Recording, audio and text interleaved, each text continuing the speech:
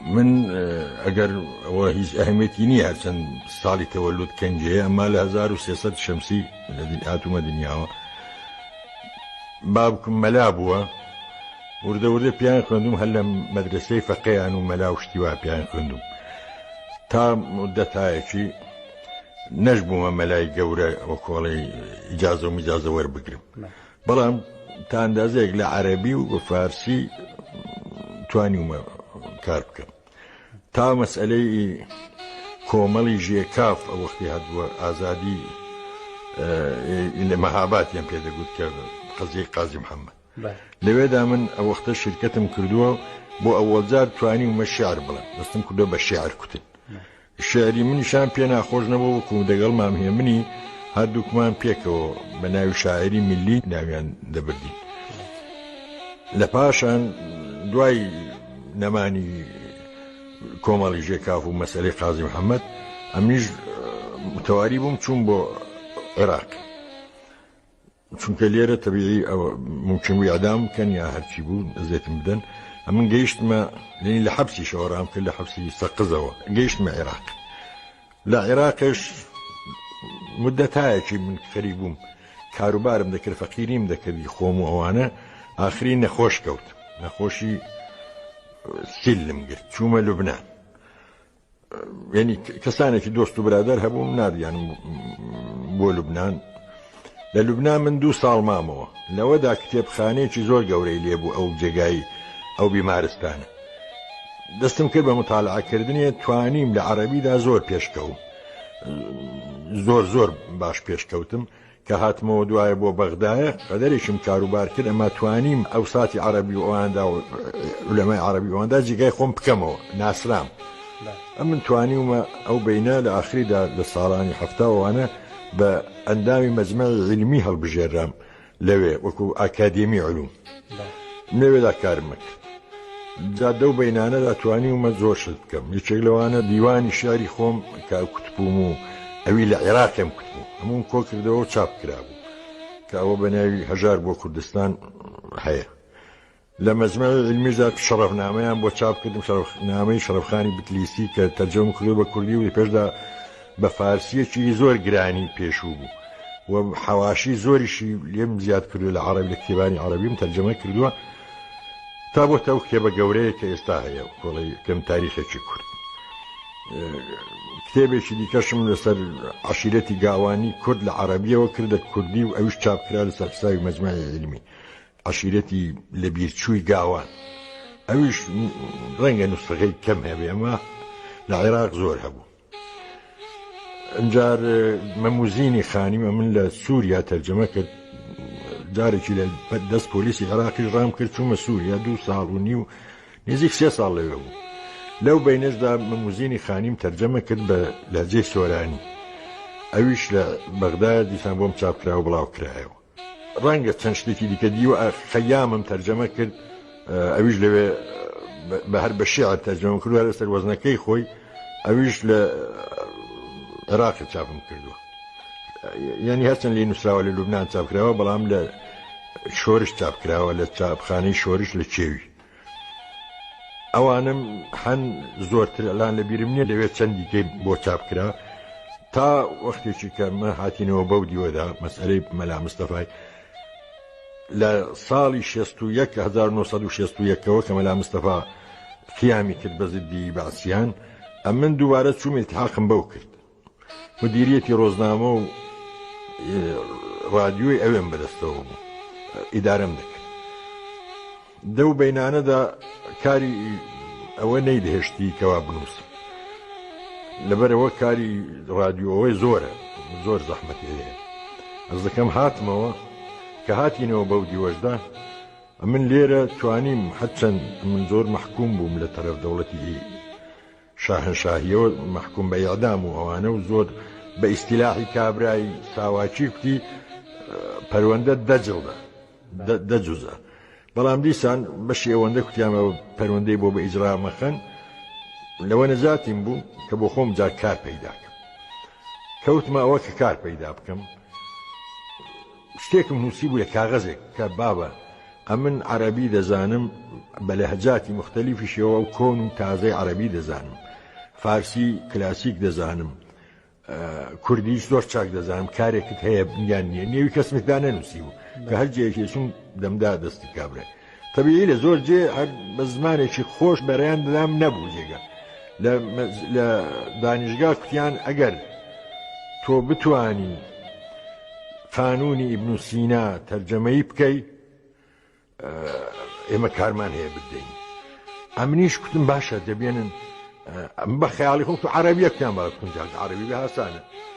قانونیان دامێ کە بردمەوە ماڵ و تەمەشام کرد گەڕامەوە وتم بابە من ئەوە ناتوانم ئەم کارە بکەم. شتێکی یەکجار زۆر مغلق و ناڕەحەت و پەرێشانی و تێی نەدەگەیشتم. ئینسافەن دکتۆر فەڕەوەشی کوتی تکایە گەر تۆ نەیکەی کەسی دینیەویکە ماندوو مەبە ئەگەر هەفتەی یەک سەفحەشمان بۆ بێنی مەمنونی. بەڵام وردە وردە من فێری زبانەکەی بوو تا توانیم جڵدی ئەوەڵی قانون ئیبن سینا دەرخەم، یعنی دامنێ بەوان ئەوان نادیان بۆ چاپکردن ساڵی 1357 چاپی ئەوەڵ دەرچوو لێدا. دەربارەی ئەوە پرسیوتە کە قانون گەیشتوتە چه مەرحەلەیەکی.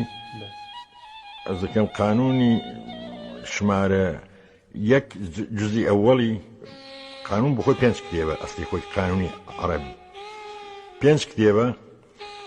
کتێبی سێیەمی زۆر گەورەیە ئەو بە 2 جڵد دەبێتە 6 جڵد تا ئێستا 3 جزئی چاپ کراوە. یەکی ئەوەڵی لە دانیشگا چاپ کرا، دووەمی لە سروش و ئەوەڵی ئێستا 3 جار چاپ کراوە، دووەمیش 2 جار چاپ کراوە، ئێستا دەیانەوێت هەریکی تەجدیدی چاپیان بکەنەوە، سێمیش تازە دەچوە زۆر درەنگی کێشا یعنی ساڵە شتێکی وە. ئەگەر ئەوە زۆر ئەوەی نەکەن ئەمن بخۆم حازری دەکەم بە 6 جزء دەردەچێت بە فارسی. بە فارسیم تەرجەمە کردو ئەمە تا ئێستا تەرجەمە نەکراوە 1000 و ئەوەندە ساڵ ئەبوو عەلی سینا ڕادەبرێ هەتا ئێستا تەرجەمە نەکراوە. دعینی وەختدا کە کارێکیان قوتیان دەدەینێ کارەکەم ئەوە بوو فەرهەنگی کوردیش دروست بکەم، فەرهەنگێکم نووسی فارسی بە کوردی، پاشان قوتیان فەرهەنگی کوردی بە فارسی بنووسە، فەرهەنگێکم نووسیوە کە ممکنە 6,000 کەلیمە ڕەنگە پتر تێدا بێت، زۆر فەتور و زلامە. جا ئێستا خەیاڵیان هەیە چاپی بکەن، ئومێدەوارم ئەگەر چاپ بکرێ ئەویش بۆ خۆی کارێکی کردووە. ئەز دەکەم مەلای جزیریشم شەرح کرد، ئەویش لە سروش بۆیان چاپ کردم.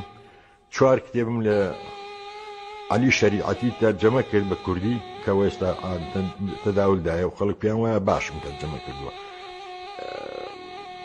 خولاسە ئەگەر حسابی بکەم پێم وایە 22 شتم بۆ چاپ کراوە تا ئێستا، هەرچەند هێشتا ماویشە چاپ نەکراوە. تاریخی ئەردەڵانم هەیە کردومەتە کوردی، ئەویش هەر فارسی بووە.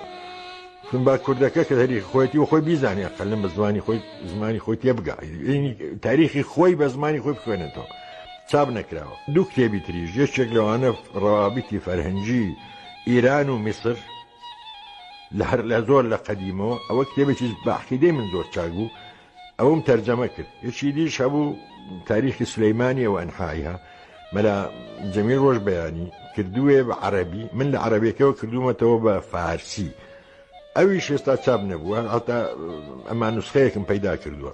ئەوانە ماون پێش بغەیری ئەوانە 22 مجەلەدێکم پێم وایە بۆ چاپ بووە تا ئێستا. جا ئەوەی کە عەرز دەکەم ئەوە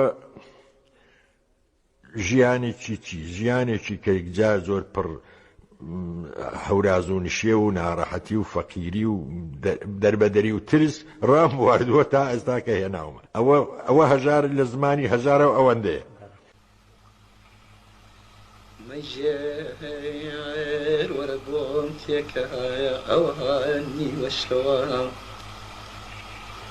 مەژێر وەرە بۆم تێکایە ئەوانی وەشەوە، بەس بیرێ لەم هەست گەوت و کەنیشتان بکەوایە، دڵتانجی جەهەندەمێم بە ئاواتی بەهاشت، دڵتانجی جەهەندەمێم بە ئاواتی بەهاشت، دایناوە خۆها شوێن دەریێباز لێکی دەوایە زستانە هەتا ڕوو دەکەم مەیخانە زستانە هەتا ڕوو دەکەم مەیخانە هەر لاسێ گوڵە و لە دەورەی ئایا گردانەیە وا دیارن یاری جوان و خۆشە جیهان وا دیارن یاری جوان و خۆشە جیهان تۆڵەی دەمی پێکەنینە سووتانەیە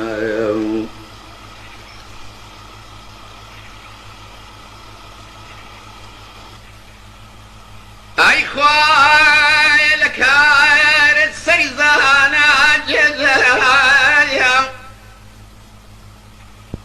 ئەی خوای لە کارت سەریزانە جێدە شیرنایی دەنێیە ناودەم دەڵێ مەی چێژایە خۆت جوانی دروست دەکەی دەڵێ مەیبینە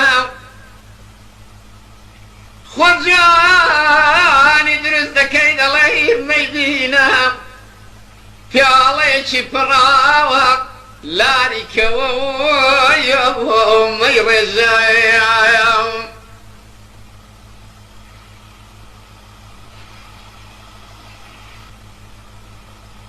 مەیژێر بەستەرێت فردی سیڵاتیش کەڵەکایە